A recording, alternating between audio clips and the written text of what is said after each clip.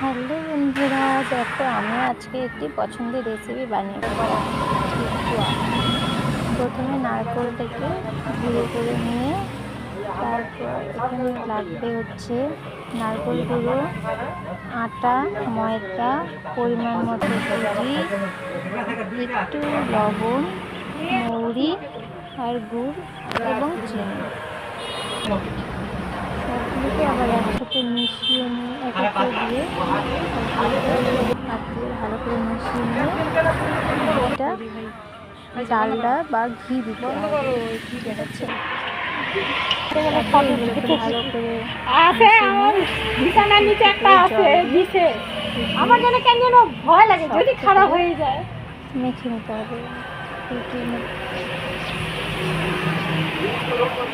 তারপর আস্তে আস্তে হাত দিয়ে ভালো করে একটু দেখো, আমি সুন্দর একটি পাতা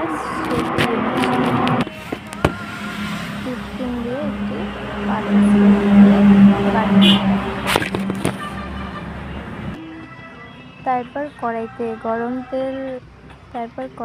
গরম তেল হচ্ছে হালকা উষ্ণ গরম তেলের মধ্যে ছেড়ে দিতে হবে।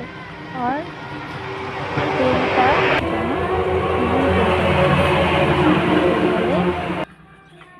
ঠেকাগুলো পুড়ে যাবে।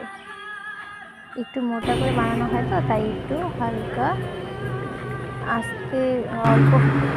তোমাদের কেমন লাগলো একটু জানাবে প্লিজ।